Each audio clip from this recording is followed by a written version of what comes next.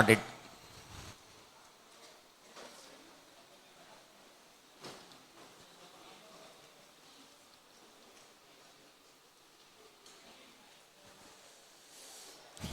We have to talk about government audit at the last remaining topic. Government audit जब आप P2 में course हुआ था तब काफी इंपॉर्टेंट चैप्टर हुआ करता था गवर्नमेंट ऑडिट, लेकिन उसके बाद से नजर लग गई है इस टॉपिक को, ज्यादा पूछते ही नहीं हैं गवर्नमेंट ऑडिट में। 4 मार्क्स और थोड़ा सा बढ़ाया तो 6 मार्क्स और थोड़ा सा बढ़ा दिया तो 8 marks, not more than that. लेकिन गवर्नमेंट ऑडिट होता क्या है? Audit of government departments, government controlled entities, government financed entities और गवर्नमेंट कंपनीज।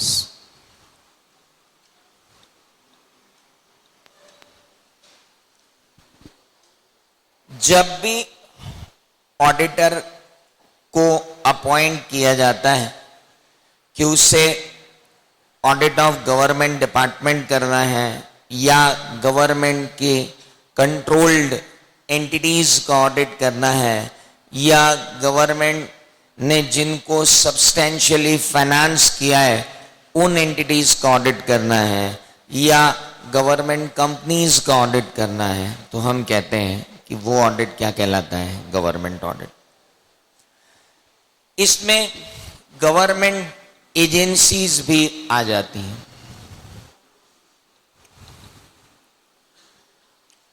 गवर्नमेंट के एजेंट के रूप में काम करने वाली एंटिटीज के ऑडिट को भी आप क्या कहते हो? Government audit. गवर्नमेंट के कई स्टॉक होते हैं, स्टोर्स होते हैं, स्टॉक और स्टोर्स का ऑडिट भी गवर्नमेंट ऑडिट ही कहलाता है। गवर्नमेंट के कई अकाउंट्स होते हैं, फंड्स होते हैं, उनका भी ऑडिट जो है वो क्या कहलाता है? गवर्नमेंट ऑडिट ही कहलाता है। यानी देखा जाए तो गवर्नमेंट के अफेयर्स का, फाइनेंशियल अफेयर्स का ऑडिट करने वाले ऑडिट को हम क्या कहते हैं? Government audit. कोई आपसे पूछने वाला नहीं है कि गवर्नमेंट ऑडिट की डेफिनेशन क्या है, लेकिन हाँ, गवर्नमेंट ऑडिट किसे कहते हैं? तो सब audit of government department, controlled entity, financial controlled entity, government department, government की कंट्रोल्ड एंटिटी, गवर्नमेंट के finance entity, government companies, government की एजेंसी, गवर्नमेंट का स्टॉक और स्टोर्स, गवर्नमेंट के अकाउंट्स, गवर्नमेंट के फंड्स, इनका अगर ऑडिट करने के लिए ऑडिटर को अपॉइंट किया जाता है तो हम उसे कहते हैं कि ये कौन सा ऑडिट है? गवर्नमेंट ऑडिट है। ऑडिटर यहां भी क्या करता है? Independent examination.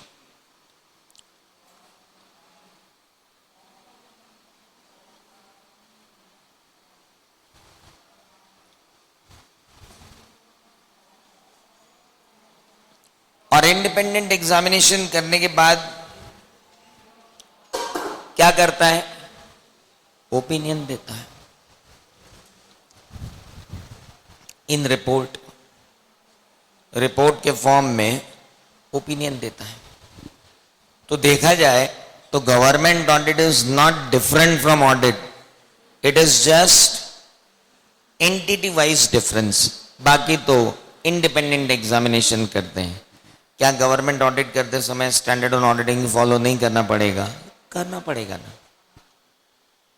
Objective and scope, objective of the audit is same, just scope क्या हो जाता है? Change. In case of government audit scope gets changes, scope gets change, scope जो है वो चेंज हो जाता है। बस इतनी सी एक बात गवर्नमेंट ऑडिट के अंदर होती है।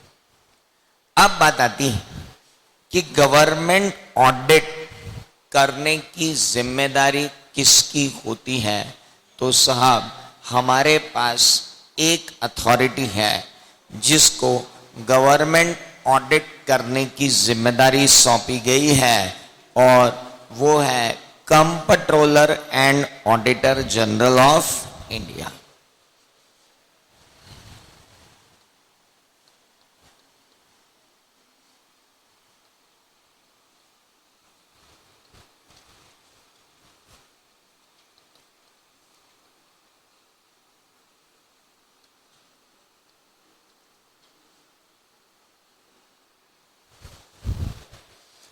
Comptroller and auditor general of India, ये कौन होते हैं? Who is comptroller and auditor general of India? तो सब comptroller and auditor general of India is an authority who is going to control the affairs of government accounts and audit department.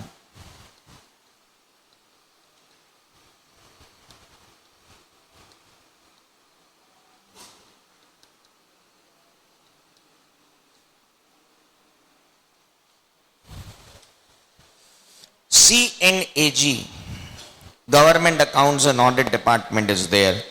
Comptroller and Auditor General of India. So, Comptroller and Auditor General of India, he looks after the whole government accounts and audit department. और भारत में central government, state government, union territories having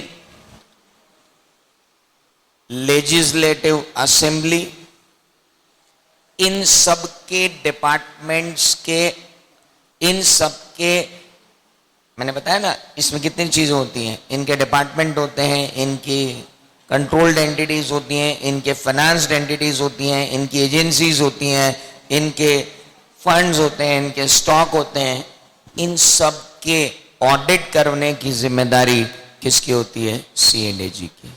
और C&AG का appointment कौन करता है? The appointment of C&AG is by Honorable President of India.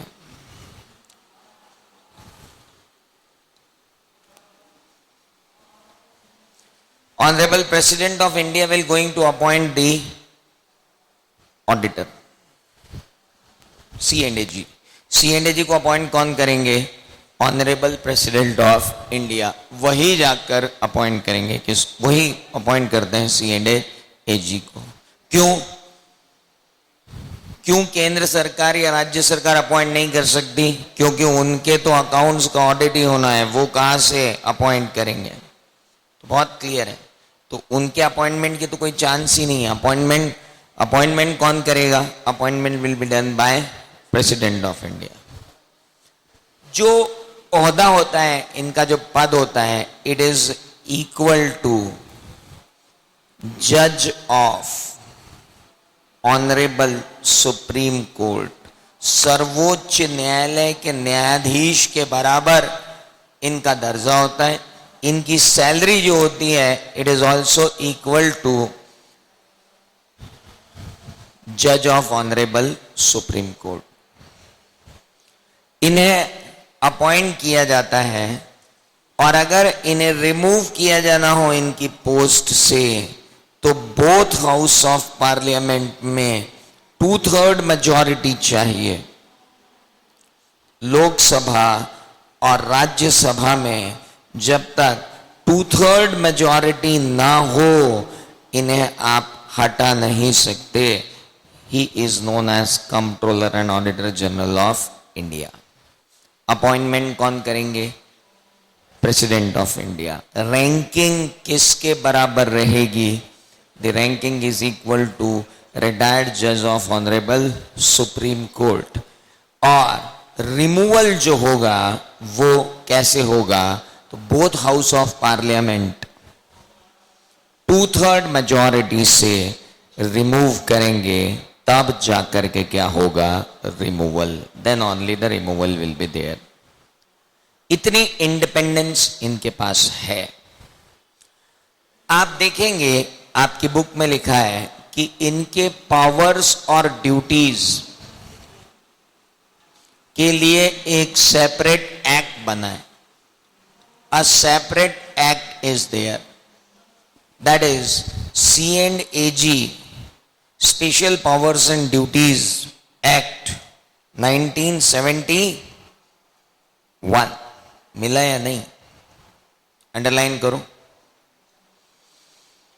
Controller bracket में duty powers and condition of service act 1971. अरे मिला कि नहीं? ये तो लिखा हुआ है. The controller and auditor general's bracket में duty power and conditions of service act 1971. इस एक्ट के अंदर इनके सारे पावर्स और इनकी सारी ड्यूटीज दी गई हैं.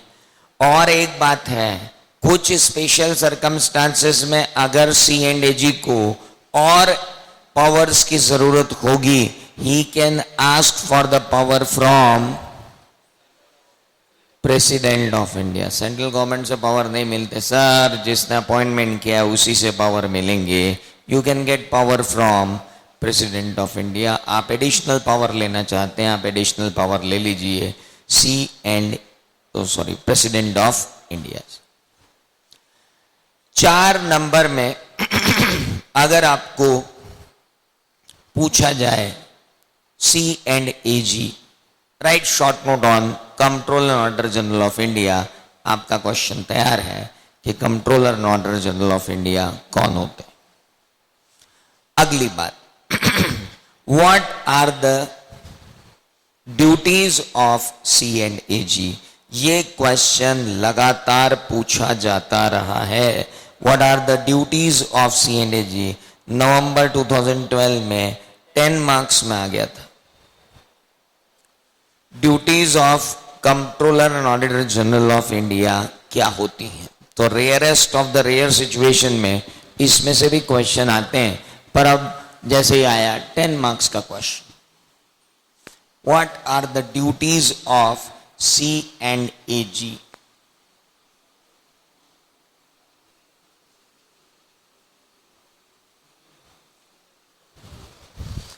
Controller and auditor general of India की ड्यूटीज क्या है? What are the duties of C&AG.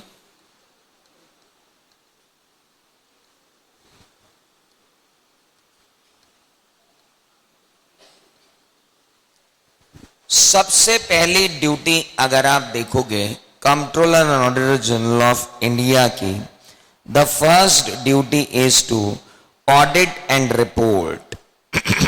पहली ड्यूटी है compile and submit accounts of union and state.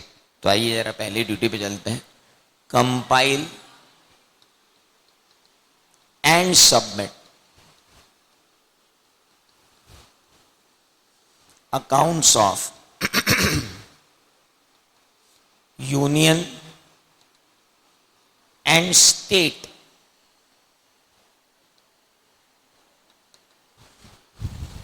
State government में डिपार्टमेंट्स हैं, यूनियन गवर्नमेंट के डिपार्टमेंट्स हैं.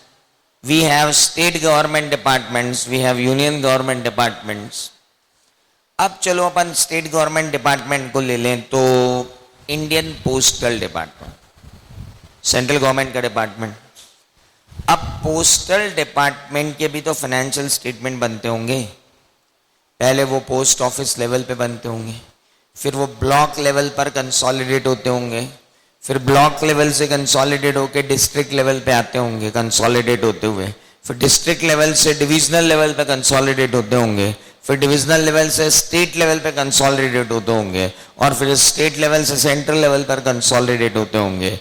अब उनको कंसोलिडेट कैसे करना और उनको कंसोलिडेशन कैसे करवाना, इसके पूरे डायरेक्शंस जो है वो दिए जाते हैं किसके द्वारा? C&AG के द्वारा. C&AG gives direction. C&AG क्या देते हैं? डायरेक्शन देते हैं. C&AG का काम बुक्स ऑफ अकाउंट्स लिखना नहीं होता, लिखी हुई बुक्स ऑफ अकाउंट जो उनकी हैं उनसे इंफॉर्मेशन निकलवा कर कंपाइल करवाना होता है, क्योंकि जब पूरे अकाउंट्स बन जाते हैं तो उनको ऑडिट करने के बाद,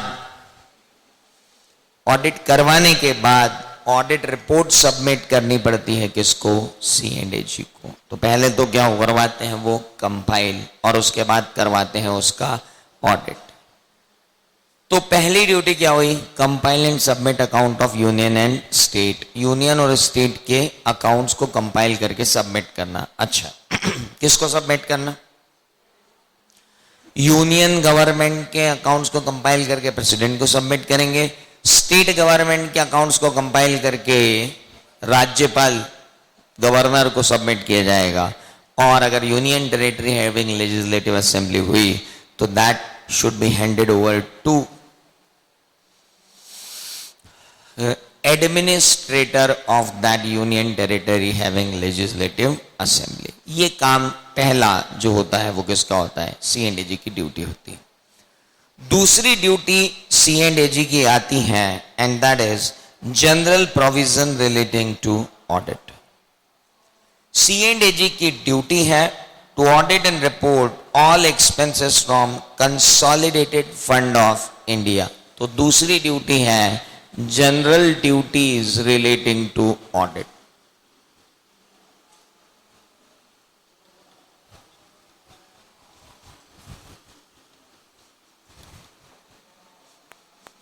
general duties relating to audit में सबसे पहली ड्यूटी आती है C&AG की, and that is audit of all expenses out of various fund, जिसमें कंसोलिडेटेड फंड ऑफ इंडिया भी एक है।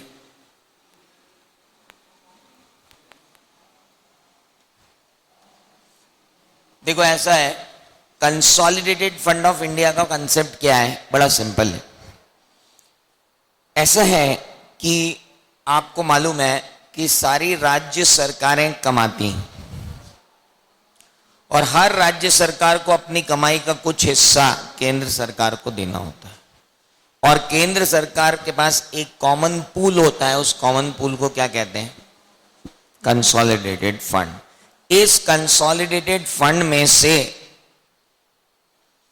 इस कंसोलिडेटेड फंड में से पैसा निकालकर कहां देना होता है? इस कंसोलिडेटेड फंड में से पैसा निकालना होता है, और कंसोलिडेटेड फंड में से पैसा निकालकर कहां देना होता है? खर्च करना होता है। लेकिन कंसोलिडेटेड फंड में से पैसा किन चीजों पर खर्च किया जा सकता है उसके अपने अपने नियम, कायदे, कानून होते हैं। तो ऑडिटर को यह देखना है कि कंसोलिडेटेड फंड ऑफ इंडिया के जो नियम, कायदे, कानून के हिसाब से खर्चे होना चाहिए वो खर्चे हुए हैं या नहीं। ये देखने का काम किसका होता है? C&AG का।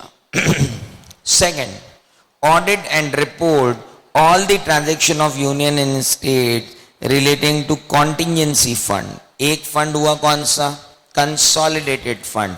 दूसरा होगा out of contingency fund. Contingency fund मतलब आकस्मिक राहत कोष। कभी भी कोई प्राकृतिक आपदा आ गई या कोई बड़ी दुर्घटना हो गई तो प्रधानमंत्री, मुख्यमंत्री अपने राज्य के आपदा कोष से या प्रधानमंत्री अपने राहत कोष से कुछ पैसा दे देते हैं।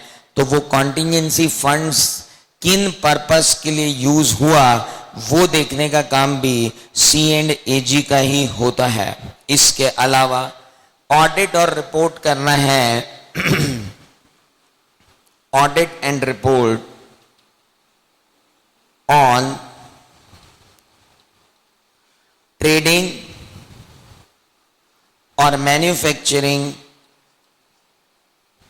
Entities controlled by central government. अब पश्चिम रेलवे का ऑडिट करना पड़ेगा। पश्चिम रेलवे का क्यों? इंडियन रेलवे का ही पूरा ऑडिट करेंगे। Why western railway only? Indian railway का ऑडिट होगा, इंडियन पोस्टल सर्विसेज का ऑडिट होगा, इंडियन रेवेन्यू सर्विसेज के अंदर जितने भी डिपार्टमेंट्स आते हैं उनका ऑडिट होगा। डिपार्टमेंट वाइज ऑडिट किया जाएगा। Audit and report on trading, manufacturing and other services of from central government, उनके भी पूरे ऑडिट करने की जिम्मेदारी किसकी रहेगी? सी एंड ए जी की। तो सी एंड ए जी की बेसिक जिम्मेदारी, पहली get the compile and submit the accounts of union and state, दूसरी ऑडिट करवाना है रिलेटिंग टू एक्सपेंसेस, और एक्सपेंसेस कहां से किए हों? कंसोलिडेटेड फंड ऑफ इंडिया से एक्सपेंस किए हों या कॉन्टिजेंसी फंड्स में से एक्सपेंसेस किए हों, दोनों को कवर करते हुए आपको ध्यान रखना है। And then comes audit and report on trading and manufacturing activities of government. फिर आता है audit of receipt and expenditure.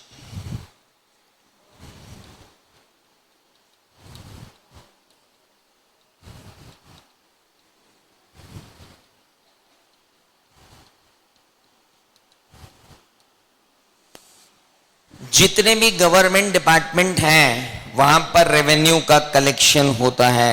C and A जी को ऑडिट करना होता है on receipt and expenditure of all bodies और authorities substantially financed by grant and loans.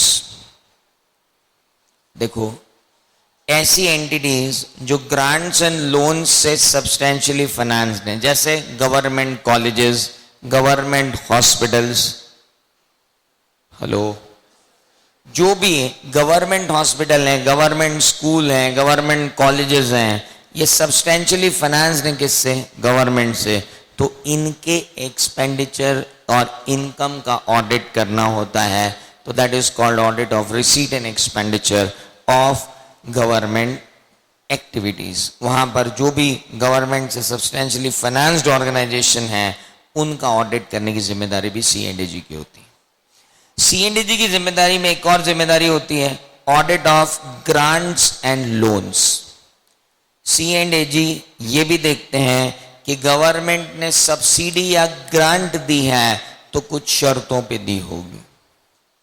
S 12 में ही हमने पढ़ा था कि ग्रांट जब दी जाती है तो शर्तें लगा दी जाती हैं। अब सी एंड ए जी ये देखेगा कि ग्रांट का पैसा जिस एंटिटी को दिया उसे वो ग्रांट मिलनी भी चाहिए थी या नहीं। अगर उसे ये ग्रांट मिली है तो उसने सही पर्पस के लिए खर्च की है या नहीं, और अगर सही पर्पस के लिए खर्च की है तो उसने उन सारी कंडीशंस को पूरा किया या नहीं जो ग्रांट के अंदर देने से पहले हमने उसको दी थी। इन सब बातों का ऑडिट करना भी कहलाता है audit of loan and grants. कई बार गवर्नमेंट लोन भी दे देती है और ग्रांट भी दे देती है, तो audit of loan and grants.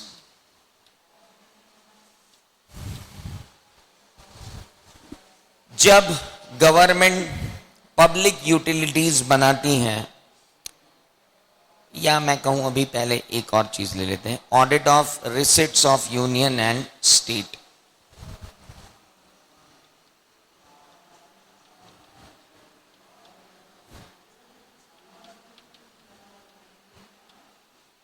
ये क्या है? सिंपल,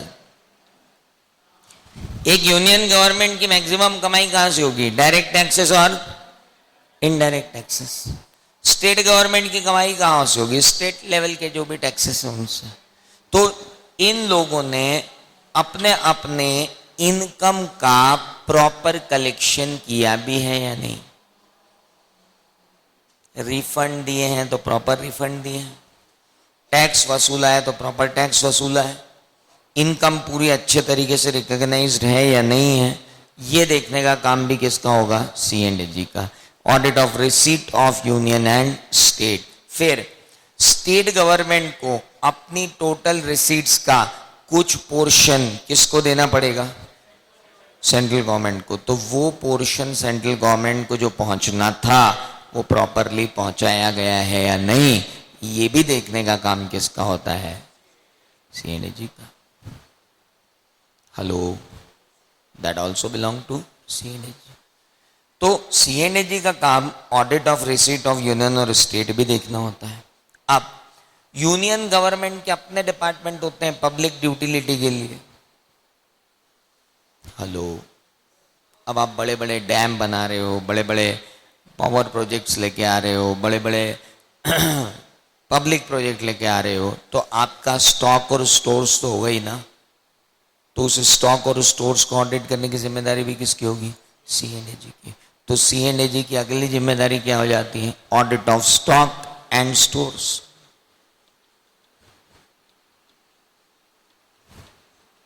और सबसे आखिरी जिम्मेदारी जो हम पहले ही पढ़ चुके, ऑडिट ऑफ गवर्नमेंट कंपनीज। ओहो, अपन ने 139 में पढ़ लिया कि सीएनएजी की ड्यूटी है ऑडिटर का अपॉइंटमेंट करेंगे, गवर्नमेंट कंपनी को ऑडिट करवाएंगे एंड ऑल दैट। ओहो, 139 सबसेक्शन 5 सबसेक्शन 7 दोनों के अंदर हमने देखा था। तो ऑडिट ऑफ गवर्नमेंट कंपनी करवाने की भी ड्यूटी किसकी है? उन्हीं की है। गलत बोला मैं? 5 और 7 ही तो है। हाँ, तो फिर आगे बढ़ो। Audit of government company. तो बॉस 10 नंबर में अगर कोई क्वेश्चन आता है तो वो आपसे 2, 4, 6, 8 और 10 लेंगे। नंबर तो उनको चाहिए। तो अब आपको लिखना तो पड़ेगा और यही लिखना पड़ेगा। इस क्वेश्चन पे स्टार लगा लीजिए, किसी भी वक्त आ सकता है।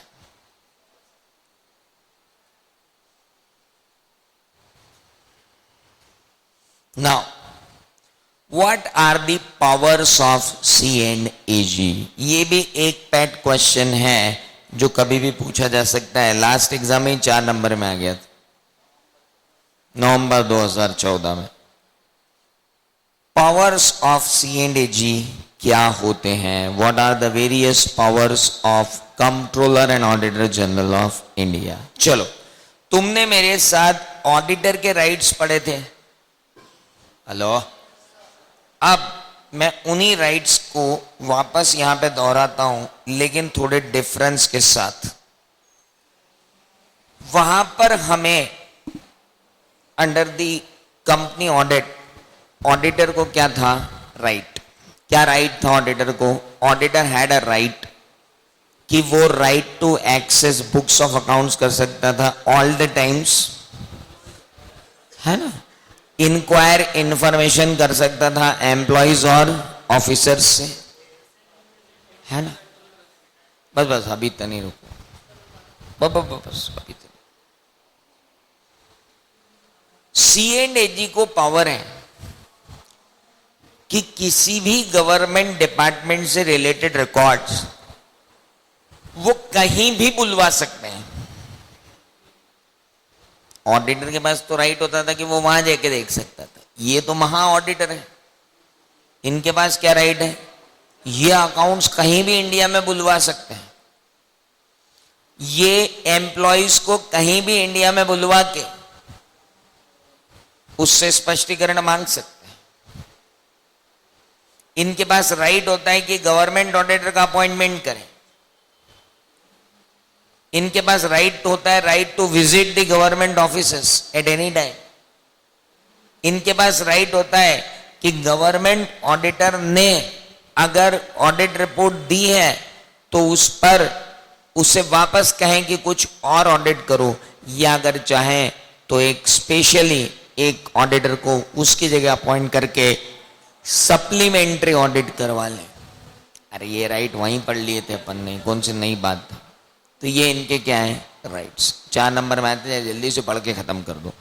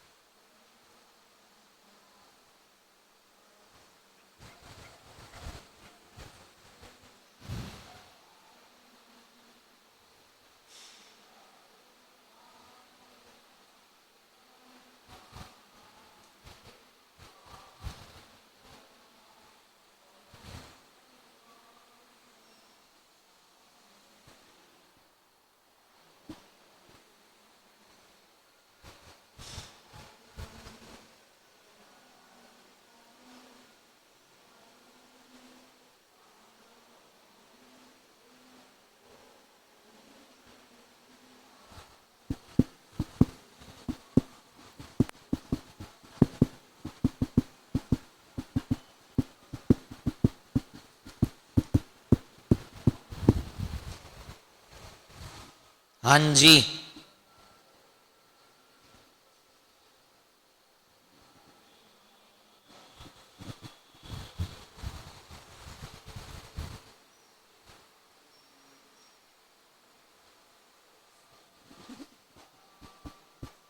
क्या हुआ?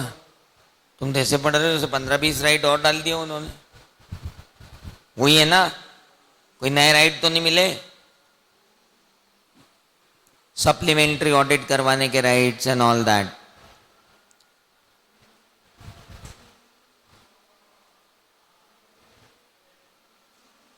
सेक्शन देखना, कंपनीज एक्ट 1956 की तो नहीं लिखी हुई है? 2013 वाला अमेंड हो गया था ना? हाँ। 143 सबसेक्शन 6, 7, 8 है वहां पे। नहीं तो फिर कहाँ अमेंड हुआ? 619 सेक्शन गलत है, उस सेक्शन को बदलो, 143 करो। वही तो बोल रहा हूं। सेक्शन 143 ऑफ कंपनीज एक्ट 2013, 649 तो टोटल सेक्शन नहीं, नए कंपनीज एक्ट में कैसी बातें कर रहे हो? हाँ, पुराना कंपनीज एक्ट है, उसमें क्या, कंपनीज एक्ट तो चेंज हो गया लेकिन वो सेक्शन चेंज नहीं हो पाई, उसको चेंज करो।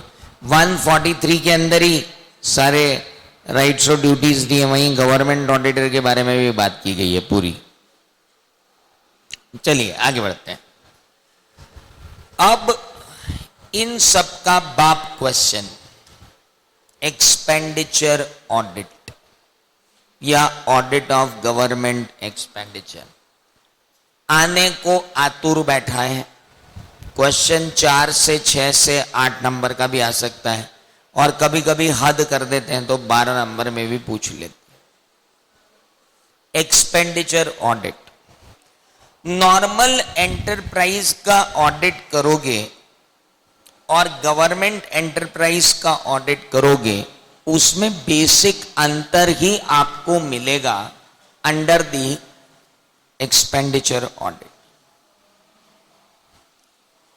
देखिए, गवर्नमेंट एक्सपेंडिचर के ऑडिट को 5 भागों में विभाजित करना पड़ता है, मतलब 5 फेजेस में वो ऑडिट होता है, या मैं कहूं कि 5 एंगल से ऑडिट किया जाता है गवर्नमेंट के किसी भी एक्सपेंडिचर का।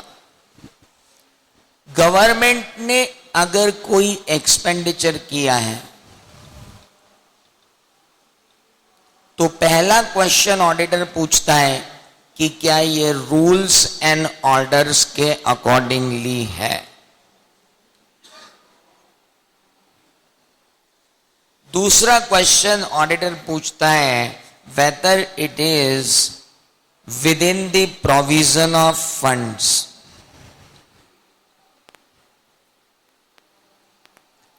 तीसरा ऑडिटर पूछता है वेदर प्रॉपरली सैंक्शन्ड।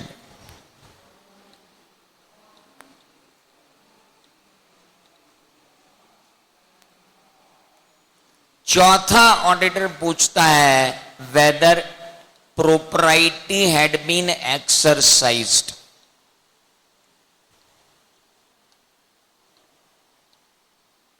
और पांचवा performance has been observed.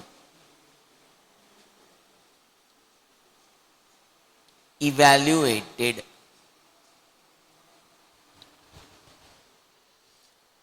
Government expenditure के ऑडिट में किसी भी गवर्नमेंट एक्सपेंडिचर पर ऑडिटर 5 क्वेश्चन दागता है, और इन 5 क्वेश्चन का जवाब अगर ऑडिटर को सही मिलता है तो वो कहता है कि हाँ जी गवर्नमेंट एक्सपेंडिचर बिल्कुल सही है, अदरवाइज वो गवर्नमेंट एक्सपेंडिचर को नकार सकता है कि ये सही नहीं। एक ऑडिटर को ऑडिट करते समय जब एक्सपेंडिचर का ऑडिट करेगा तो इतनी सारी बातों का ख्याल रखना ही पड़ेगा। सबसे पहली बात ऑडिट ऑफ एक्सपेंडिचर की है। तो एक्सपेंडिचर में सबसे पहली बात जो ऑडिटर देखेगा वो ये देखेगा कि जब भी गवर्नमेंट का बजट बनता है तो हर हेड के लिए अलग से पैसा रखा जाता है, चाहे राज्य सरकार का बजट हो चाहे केंद्र सरकार। और जितने भी फंड्स होते हैं, कॉन्टिजेंसी फंड्स ऑफ इंडिया है, या कंसोलिडेटेड फंड ऑफ इंडिया है, या ड्रॉट रिलीफ फंड है, फ्लड रिलीफ फंड है, there are so many funds they are being maintain. तो जितने भी फंड्स हैं इनके, उन फंड्स के अंदर हर फंड में से पैसा निकालने के अपने रूल्स हैं, अपने orders. Consolidated fund of India में से किन किन पर्पस के लिए पैसा निकाला जा सकता है, कितना कितना पैसा निकाला जा सकता है, कौन बंदा उस पैसे को सैंक्शन करेगा, इनके पूरे रूल्स बने हुए होते हैं। तो सबसे पहले तो ऑडिटर को ये देखना होता है कि कोई भी खर्चा हुआ है तो वो क्या प्रॉपरली रूल्स एंड ऑर्डर के अगेंस्ट तो नहीं गया, मतलब जो रूल्स एंड ऑर्डर्स कहते हैं उस खर्चे के लिए उससे विपरीत तो नहीं गया, ये ऑडिटर को देखना होता है। दूसरा, प्रोविजन ऑफ फंड्स। बजट जब बनता है सरकारी तो उसमें पूरा प्रोविजन होता है कि शिक्षा के लिए इतना है, मेडिकल के लिए इतना है, डिफेंस के लिए इतना है। और हम ऐसा नहीं कर सकते कि डिफेंस का पैसा हम कहाँ यूज कर लें एजुकेशन में, और एजुकेशन का कहाँ यूज कर लें मेडिकल में। तो we should have specific provision for an expenditure. Planned expenditure, unplanned expenditure में मैं यहां पर बात कर रहा हूं प्लान्ड एक्सपेंडिचर्स की।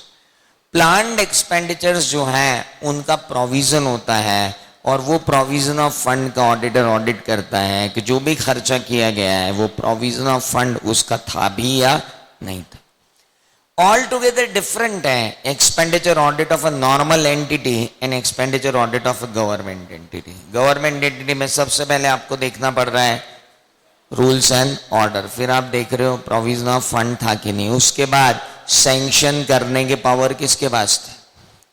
गवर्नमेंट डिपार्टमेंट में दो तरीके की सैंक्शंस पाई जाती हैं, एक जनरल सैंक्शन, एक स्पेशल सैंक्शन। 1,000 रुपए तक के खर्चे आप कर सकते हो, 5,000 तक के आप कर सकते हो, 10,000 तक के आपके बॉस कर सकते हैं, 20,000 तक के डिप्टी कमिश्नर कर सकते हैं, 1 लाख तक के कमिश्नर कर सकते हैं, और 1 लाख रुपए से ऊपर आपको मुख्यमंत्री के ऑफिस से सैंक्शन लेनी पड़ेगी। ऐसी अथॉरिटीज क्रिएटेड होती हैं। तो कोई भी खर्चा अगर हुआ है तो उसका अनुमोदन हुआ है या नहीं हुआ है, whether it had been sanctioned और नॉट। अगर जनरल सैंक्शन के थ्रू है तो ठीक है, अगर स्पेशल सैंक्शन चाहिए थी तो फिर स्पेशल सैंक्शन के थ्रू हुआ या नहीं हुआ, that auditor has to take care of. Auditor को उसका टेक केयर करना पड़ेगा। तो ये बात कहलाती है क्या, ऑडिट अगेंस्ट सैंक्शन। तो पहला हुआ audit against rules and orders, दूसरा हुआ audit against provision of fund, तीसरा हुआ ऑडिट अगेंस्ट सैंक्शन। अब जो खर्च किया है उस खर्च को करने में प्रोप्राइटी एक्सरसाइज की है या नहीं। प्रोप्राइटी एक्सरसाइज करना मतलब 3 चीजें देखना कि उस खर्चे को करने में कितनी विजडम यूज हुई, उस खर्चे को यूज करने में कितनी, उस खर्चे को करने में कितनी फेथफुलनेस है, और उस खर्चे को करने में कितनी इकोनॉमी है।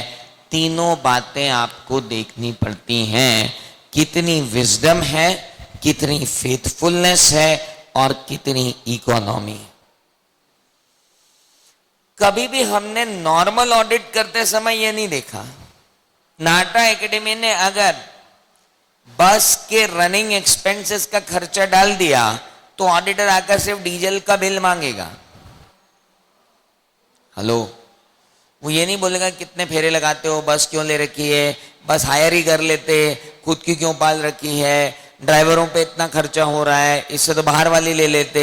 मतलब हम कभी भी एक बिजनेसमैन के डिसीजन को चैलेंज नहीं करते हैं, लेकिन यहां पर गवर्नमेंट के डिसीजन को हमेशा क्या किया जाता है, चैलेंज। हम देखना चाहते हैं कि गवर्नमेंट ने विजडम, फेथफुलनेस और इकोनॉमी यूज की है या नहीं। कई बार 4 नंबर में वो ये पूछ लेते हैं कि what do you mean by principles of propriety. Propriety का मतलब होता है combination of wisdom, faithfulness and economy. अब वो कई बार पूछ लेते हैं कि प्रिंसिपल्स ऑफ प्रोपराइटी क्या है, प्रोपराइटी के प्रिंसिपल क्या है? देखो प्रोपराइटी के प्रिंसिपल बहुत सिंपल है। मैं अगर एक गवर्नमेंट एम्प्लॉय हूं तो मैंने खर्चा करने में उतनी ही विजडम यूज की है जितनी विजडम मैं यूज करता अगर मेरा खुद का पैसा होता। दूसरा, मैंने अगर खर्चे को सैंक्शन किया है तो उस खर्चे में मेरा कोई भी डायरेक्ट या इनडायरेक्ट बेनिफिट नहीं है। तीसरा, मैंने ये जो खर्चा सैंक्शन किया है ये किसी व्यक्ति विशेष पर नहीं है, ये किसी संप्रदाय विशेष के लिए नहीं है। हेलो, आप व्यक्ति विशेष और संप्रदाय विशेष पे खर्चा कर सकते हो अगर वो कस्टम हो। जैसे अभी अपने उज्जैन में सिंहास लगेगा, शासन को कम से कम 1000 करोड़ रुपए उसमें खर्च करना पड़ेंगे, लेकिन ये 1000 करोड़ रुपए खर्च होंगे तो एक कस्टम पर होंगे। रूढ़िवादिता पे चला आ रहा है, अब हम उसको रोक नहीं सकते, दे आर कस्टम। तो कस्टम अगर चला आ रहा है तो आप ये खर्चे कर सकते हो, कोई दिक्कत नहीं है। या कोर्ट ने ऑर्डर दे दिया कि बाबरी मस्जिद या मंदिर जो भी था वो ढांचा उसको रिक्रिएट किया जाए और वहां पे एक स्कूल या हॉस्पिटल खोल दिया जाए और यूपी गवर्नमेंट तुमको ये करना पड़ेगा, तो फिर अब आपको क्या करना पड़ेगा? You have to make a hospital और एनीथिंग। तो कोर्ट अगर बोल दे कि आपको ये खर्च करना है तो आप करो, या कस्टम अगर कहे तो आप संप्रदाय विशेष पे खर्चा करो, अदरवाइज संप्रदाय विशेष पे खर्चा करने की जरूरत नहीं। ऐसा भी सैंक्शन मत कर दो खर्चा कि वो किसी के लिए इनकम का सोर्स हो जाए। इसका मतलब क्या? बड़ा सिंपल है। कई लोग हम देखते हैं टूर पे रहना पसंद करते हैं, गवर्नमेंट ऑफिसर होते हैं, बोलते हैं टूर पे जाएंगे। क्यों? इतना टीएडीए मिलता है जितना तो खर्चा नहीं होता। 1000 रुपए रोज का खाना वो लोग कौन खाएगा यार? 200 रुपए से ज्यादा का खाना नहीं खाते, 800 बच जाते हैं। 5000 रुपए की होटल अलाउड है, मैं तो 2 में ही रुक जाता हूं, 3 बच जाते हैं। आप ऐसे भी खर्चे सैंक्शन मत करो कि वो किसी के आय का जरिया बन जाए। इन सबको मिलाकर क्या कहा जाता है? Principles of propriety. यानी विजडम, फेथफुलनेस और इकोनॉमी यूज होगी। खर्चा उतना ही होगा जितना ओकेजन डिमांड करेगा। खर्चा उतनी ही बुद्धिमत्ता से किया जाएगा जैसे कि अपना पैसा खर्च कर रहे हैं। खर्चा जब किया जा रहा है तो उससे डायरेक्ट या इनडायरेक्ट बेनिफिट खर्च सैंक्शन करने वाले को नहीं है। खर्च किसी व्यक्ति विशेष पर नहीं किया जा रहा है, खर्च किसी संप्रदाय विशेष पर नहीं किया जा रहा है जब तक कि कोर्ट के ऑर्डर नहीं हो या कस्टम ना हो। हेलो, जब विजडम, फेथफुलनेस और इकोनॉमी तीनों आप यूज करते हो तो हम कहते हैं कि आप कौन सा ऑडिट कर रहे हो?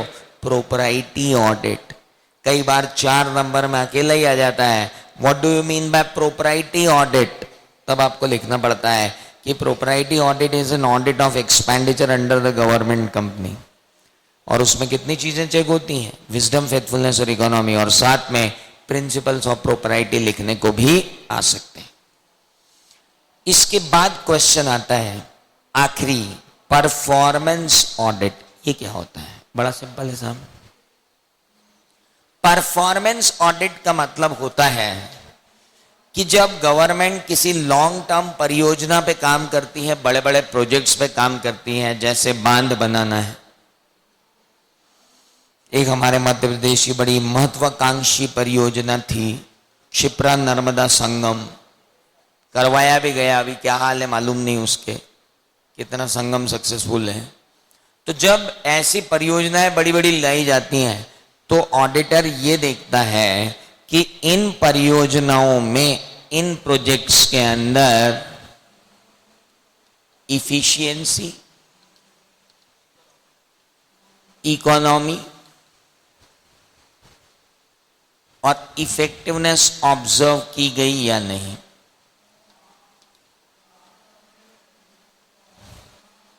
इसीलिए इस ऑडिट को फुल स्कोप ऑडिट भी कहते हैं। कई बार इसे फुल स्कोप ऑडिट के नाम से भी जाना जाता है। It is known as full scope audit sometimes. Efficiency, economy और इफेक्टिवनेस, तीनों चीजें जब चेक की जाती हैं तो हम कहते हैं कि इसे किस नाम से जाना जा रहा है? It is known as full scope audit. इसे फुल स्कोप ऑडिट के नाम से भी जानते हैं। अब सरदार सरोवर बन रहा है साहब, जब हमने इसको बनाने की ओरिजिनल देखा था तब उसकी हाइट इतने मीटर्स थी। नर्मदा बचाओ आंदोलन के चलते हमको उसकी हाइट कम करनी पड़ी, ठीक है, उसके चलते हमारा प्रोजेक्ट 5 साल डिले हो गया, बहुत बढ़िया, और उसके चलते हमारी कॉस्ट 2 गुनी हो गई, बहुत ही बढ़िया। और जब बांध बन के तैयार हुआ तो पहले जब बांध बनने वाला था तो उससे ये डिसाइड हो रहा था कि दोनों राज्यों को बिजली मिलेगी। अब पता चल रहा है कि सारी बिजली गुजरात को मिल रही थी, मध्य प्रदेश को नहीं मिल पाएगी। तो देखा जाए तो वो परियोजना का परफॉर्मेंस ऑडिट निगेटिव रिपोर्ट देगा कि ना तो ये काम इकोनॉमिकली हुआ, ना यह काम इफेक्टिवनेस के साथ हुआ, और ना ही इसमें कहीं कोई इफिशियंसी दिखी। तो सेंट्रल गवर्नमेंट में CNAG जो है वो एडवर्स रिपोर्ट दे देंगे कि ये प्रोजेक्ट गलत है, ये प्रोजेक्ट गलत मतलब सही नहीं है, और ये खर्चा जो हुआ है ये प्रॉपर नहीं हुआ है। परफॉर्मेंस ऑडिट भी 4 नंबर में आ सकता है, प्रोपराइटी ऑडिट भी 4 नंबर में आ सकता है, और कई बार पूरा एक्सपेंडिचर ऑडिट भी आपसे 8 नंबर में पूछा जा सकता है कि एक्सपेंडिचर ऑडिट किसको कहते हैं। हेलो, अब इसके आगे का ऑडिट तो अपन वही निपटा चुके थे स्पेशल ऑडिट में, ऑडिट ऑफ लोकल अथॉरिटीज, नगर पालिका, होल्डिंग, बोर्डिंग, ये वो, that we had finished it of before. NGO के ऑडिट भी हमने किए थे, ट्रस्ट, चैरिटेबल ट्रस्ट, वो क्या थे? दे वर ऑल NGOs। तो ये दोनों ऑडिट तो वहीं निपट चुका था जब हमने स्पेशल ऑडिट पढ़ाया था। लोग बाग वैसे ही अपने दिल में बहुत सारा भार लेके गए कि हमारा ये सब छूट गया। कहाँ छूटा था? छूटा तो बस ये था 45 मिनट्स का। आज लगा रहा हूँ यूट्यूब पे और लिंक भेज दूंगा उन सबको जिन्होंने मुझको ईमेल कर दिए। ढेर सारे ईमेल आ गए मेरे पास, कम 25-30 ईमेल पड़े मेरे अकाउंट में, सर लिंक, सर लिंक। अरे तो पहले पढ़ाने तो दो, फिर लिंक भेजूंगा। सो आज चढ़ा दूंगा G ड्राइव पर, सबको लिंक भेज दूंगा कि ये लो भैया तुम्हारा गवर्नमेंट ऑडिट, ऐश करो। EDP ऑडिट, ये चैप्टर जो है आपके ITT ट्रेनिंग में आ जाने के कारण इसकी बलि चढ़ चुकी है। ITT ट्रेनिंग में ये पर्टिकुलर चैप्टर इंक्लूडेड है, इसलिए इसको यहां नहीं पढ़ना है। That is your 100 hour ITT program chapter, तो इसको भी आप हटा दो, that is not of any use.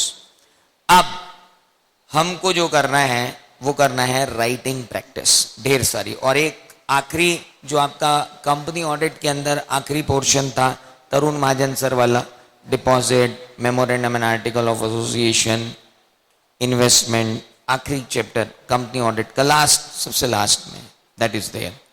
तो अब कल से हम चालू करेंगे क्या? Writing practice. तो अब उसका तरीका क्या रहेगा वो भी बता दूं। आप लोग यहां पर आएंगे